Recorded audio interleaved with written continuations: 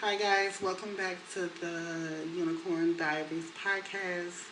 Thank you guys for tuning back in to us tonight. Um, Tonight I do have a story for you guys.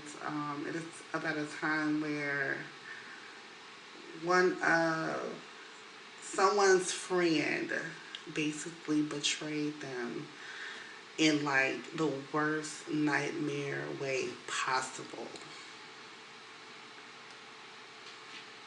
So sit down, grab your hot chocolate, grab your blanket, or your drink, whatever you have, wine or whatever, and just sit back and relax and listen to this story because I'm telling you guys, it's about to get deep. Just for privacy purposes, all names used in this story is to protect the privacy of the people who is actually involved. So this is a true story. However, the names are changed because I don't want to put people on blast. So there you go with that. So for context, just to say this, Amor is gonna be, let's just say Amor is gonna be me in the story. Jezebel is my friend, and Russ is my boyfriend. So that's just for context purposes, guys. So you can kind of put like the story together. Amor had always considered Jezebel her closest friend. They've been inseparable since high school, bonding over shared secrets, late night talks, and the challenges of growing up. Amor never thought there was a boundary Jezebel wouldn't cross, especially when it came to her relationship with Russ, her boyfriend of 2 years. Russ was everything Amor had ever wanted. He was kind, funny, and thoughtful, always attentive to her needs. Their connection was deep, their love unwavering, and when Jezebel began spending more time with them, Amor didn't think much of it. She trusted Jezebel completely.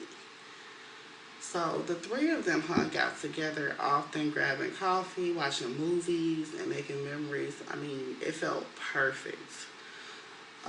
But over time, things start feeling a little off between Jezebel, Amor, and Russ. It wasn't an obvious shift at first. There was some small moments like when Jezebel would linger a little too long in conversation with Russ, or when she'd give him compliments that seemed just a bit too personal. Amor did dismiss these thoughts as paranoia at first, but after all, Jezebel was her best friend, and Russ had always been nothing but loving and devoted.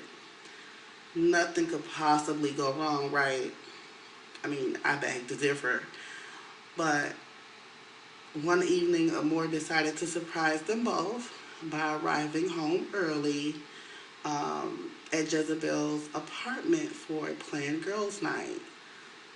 The door was slightly open, which was kind of, to Amor, that was kind of off because Jezebel would never leave her door open or cracked or anything like that. She was like big on like being safe and secure. But Amor did go ahead and knock because you don't know if it was like an intrusion or something like that. So Amor thinking the whole time like maybe somebody broke in, something like that. But there was no answer.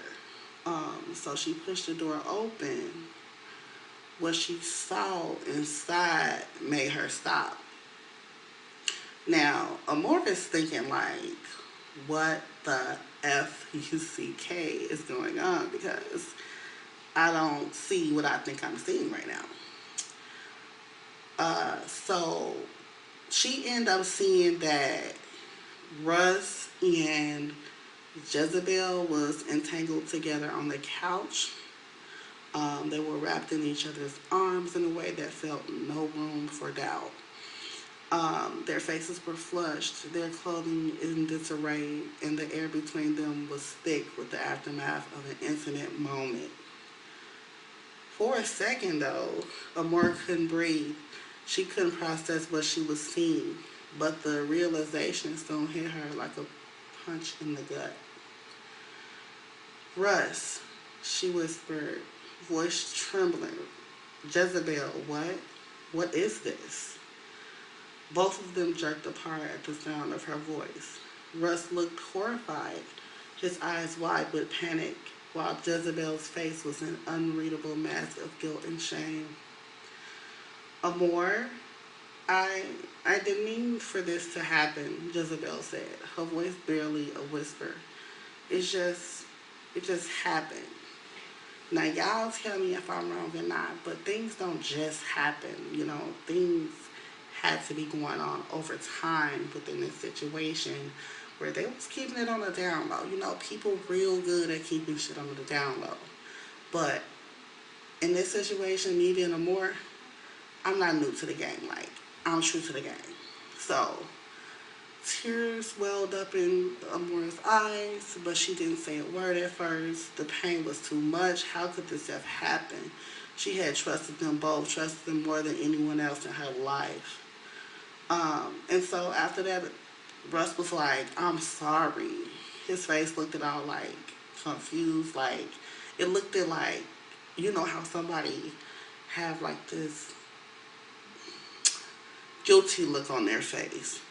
And he had told her that it was a huge mistake and that he swear that he loved her more and please don't leave. He begs her and stuff like that. But, Amora couldn't hear him. Like all she can hear is what she's seeing with her eyes, and that's them being entangled on the couch.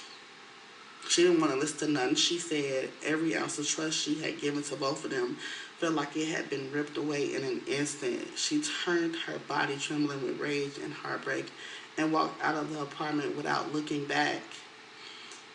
So for the next few days, her mind was like in a roar, because if you caught your friend entangled with your guy, a friend that you have known probably even since before high school. Let's just say you knew this person before high school. I mean, you wouldn't be able to really think. You wouldn't even know what to think. So Amor ended up, long story short, Amor ended up not answering his calls, didn't read any Jezebel's or Russ's messages. She just couldn't face them. Like, what's going through her mind was like, how could she? And then every time she thought of them, the image of them together intertwined in such a betrayal way in her mind. She was furious. She was furious at the fact that Jezebel had crossed her line of being a friend that she should have never crossed, and furious at her boyfriend, which is Russ, for allowing it, for being so careless with her heart. Yet, as time passed, the anger gave way to something else, something way deeper. Amora missed her friendship with Jezebel, so she did miss that bond. They once had and shared together the laughter, the secrets. Despite the betrayal, there was quite part of her that longed for things to go back to the way they were. She also missed Russ too. His warmth, his love, the future they had talked about so often, the love she had once felt for him and had been tainted. But, there was still a trace of it lingering in her heart, the betrayal. So, one evening, after days of agonizing over the situation, Amor texts Jezebel, we need to talk. They met at a quiet cafe, both of them looking broken in their own ways. Jezebel looked down at the table, of course, in guilt and in shame, her eyes red from crying, but Amor could barely meet her gaze. So they both was pretty much feeling some type of way about the situation. I mean, it was awkward. The friend walked in on the other friend with the guy, so obviously it's going to be awkward. Um, so Jezebel began to say, I'm sorry, Amor, her voice thick with emotion. I was weak, selfish. I should never have done this. I don't know what came over me. I never meant to hurt you. And Amor just sat back in her chair, with her arms crossed tightly over her chest. Her heart ached, but she wasn't sure if she could forgive Jezebel. I mean, not just yet anyway. The betrayal was too fresh and too raw. Jezebel, you know what, girl? I trusted you, Amor said. You were my best friend, and Russ, he was the person I thought I'd be with forever. You both took something from me that I'll never get back. Then Jezebel went on to say, I know, and I'll live with the guilt of it forever. I mean, she started crying with streaming tears down her face. I wish I could take it all back, but I know I can't. Right now, I'm Amore. So Amore took a deep breath, trying to steady herself. I don't know if I can forgive you. What you did, it hurts more than anything I've ever felt.